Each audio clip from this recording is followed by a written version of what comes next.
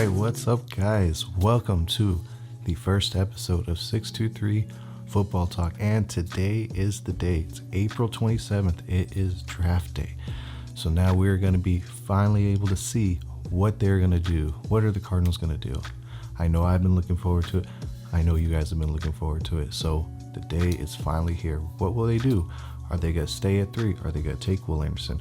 Are they going to take Paris Johnson Jr., which has been the trending thing over the past week? Or are they going to trade out and try to accumulate more picks? I don't know. What do you guys think? So let me tell you what I think, what I've seen, what I've heard. I think they would prefer to trade out and accumulate more picks and build this roster with as much talent as they possibly can, get as much swings at the plate as they possibly can. But obviously, it takes two. They have to have two partners. They have to have someone that's willing to trade and is going to be willing to match the deal that they want. And I would hate to see them just take any deal and get out of that spot. I think they are not going to settle. I think they have their price of what they want, and they will not settle for less. At least that's what I'm hoping, because I would hate to see that tonight, that we would just see them trade out number 3 for something ridiculous that just wasn't worth it, and they just might as well stay at 3 to get whichever guy they like the best, because they can't screw this draft up. Monty Ossenfort has to nail this draft. This roster needs this draft to go well. They need next year's draft to go well, because let's face it, the previous regime did not draft well. They did. If you're a Cardinals fan, you know that Kime was just awful at the draft. Drafted 2 middle linebackers 2 years in a row. Xavier Collins didn't play much his rookie year, but he did step up and played a lot better last year. Isaiah Simmons started off rough his rookie year. Took a couple. He shows a couple steps forward, and then he takes a couple steps back. So the previous regime just had a poor outlook on how to draft players, and it showed, because now that the previous regime is gone, this team is seriously talent deficient on both sides of the ball. Kime left this team in freaking shambles, and now the new regime is dealt with the responsibility of building this roster back up. So they need to nail this draft. So I know they would love to trade out of that position and accumulate picks, but they can't do it if they don't get the price that they want. So I would definitely like to see that. I don't want to see them step back too far. I've seen reports of them going back to 11 or 12, and unless the teams like the Titans or the Texans are willing to move up and give them a haul, I would not move back that far, because that's just you're passing up a lot of good talented players at that point. You're still going to get a really good player, but I just feel like you'd be missing out on a player that could be someone that's going to be a centerpiece for your franchise moving forward. Now, if they stay put, what do they do? Do they go with Will Anderson Jr.? Do they go with the new hot topic, which is Paris Johnson Jr.?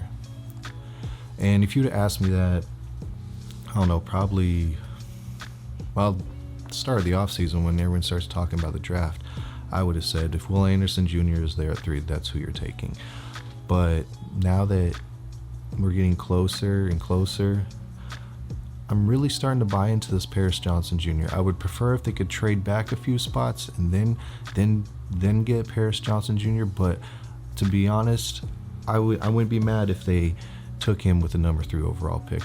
So here's why. The previous regime failed on putting pieces around their franchise quarterback. Yeah, they gave him some wide receivers, some position players, which is all good, and that's great. That's something good that they did. But they did not build a strong, solid offensive line around him. Kyler was running all over the place trying to protect himself throughout his whole time here, because Kime failed to put people around him as far as offensive linemen. The coaching failed to develop the offensive linemen that they had to protect Kyler Murray. So if they were to pick Paris Johnson, either trading back a few spots and getting him, or taking him number 3 overall, to me, you are doubling down on the statements you made by saying we are going to put pieces around our franchise quarterback to make him as good as he can possibly be. And this would be a great start. A young offensive lineman that could be there, that could grow with Kyler, and could just be a centerpiece of this offensive line for years to come. And, if you keep an eye on social media. You know, Kyler is he's campaigning for Paris Johnson Jr., so I know he campaigned for several other people in the past, and the previous regime really didn't listen. So we'll see if this one does. I'm not saying Kyler should have any say over who they draft. No player should really have any say. Yeah, you put your input, but you shouldn't make a decision just because your player tells you that's who they want. But I do think this would be a good place for them to start, because the previous regime failed to draft young talent at the offensive line, and now we are seeing what that has caused moving forward. We don't have any young talent. We have DJ Humphries, who's approaching 30, who's been a okay off left tackle. They signed a veteran center that was good for about half of the first season, then got hurt and really hardly saw him ever again after that. Will Hernandez, he's a good role guy, good piece. He's going to bring some physicality to that line, which is great. Left tackle, you had Justin Pugh, who, let's be real, he was never on the field. He was constantly hurt. So, I mean, they never put solid pieces around him that were reliable, consistent, that could protect him. And yeah, that's something they need to focus on. They need to build that line. They need to protect him. He's coming back from an ACL injury. You got to make sure you're putting people in front of him that's going to protect him, so he doesn't have to run for his life, so he doesn't have to possibly risk getting hurt even more. But I mean, they did draft Josh Jones, who's been, kind of, still really don't know what you have in him. He hasn't played a lot for you really to say, is he any good or is he not? I think overall he's going to be, a piece, maybe a depth guy, maybe, just a starter somewhere along the line. Just going to be good, be great, but still you need to put more pieces around him on that offensive line. So that's why I wouldn't be mad if they selected Paris Johnson Jr. number 3 overall. I'd prefer them to trade back a few spots and then draft him, but again, wouldn't be mad about it. And even I'm not going away from the Will Anderson Jr.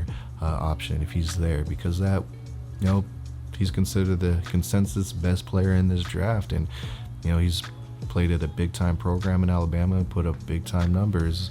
He's got everyone you've heard talk about him, that he's going to work, he's going to put in the effort, he's got a nonstop motor, which that's something you need at that position, because nonstop, just go, wear out those offensive linemen. So I think he's going to be a great pro, and I hope he doesn't go to Seattle, because I would hate to have to face him twice a year for the next 10 years. But I just have this feeling that's the direction they're going, is going to be offensive line, which again, it's not a bad thing, but I would definitely love the Will Anderson pick if that's what we did. Ideally, I'd like us to trade back, some spots, still get a good guy, and get a lot of draft capital so we have as many swings of the plate as possible and build this roster better than the previous regime did, because let's be honest, like I said earlier, they failed this team as far as building a roster, and now we are left with the results of that blunder.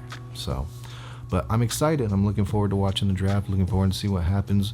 I really don't think the draft starts till the number 3 pick, because we already, maybe the number 2. We already know number 1, quarterback. Number 2, there's, everyone assumed quarterback, but now, is it quarterback or is it a defensive player like Will Anderson Jr.? I've even heard maybe even Tyree Wilson. I don't see that happening. I think if a defensive guy goes to the Texans, it's going to be Will Anderson. But, it's the NFL draft. We've seen weird things happen every year. So it's definitely going to be exciting to watch. I'm going to be, keeping tabs,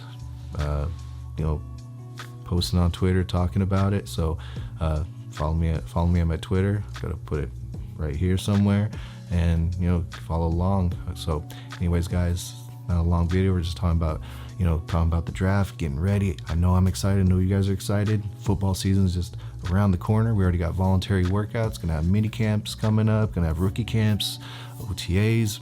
Man, it's gonna be so exciting. Training camp's going to be here in the summer. We're already basically up to the summer anyways, because it's getting hot as hell out here.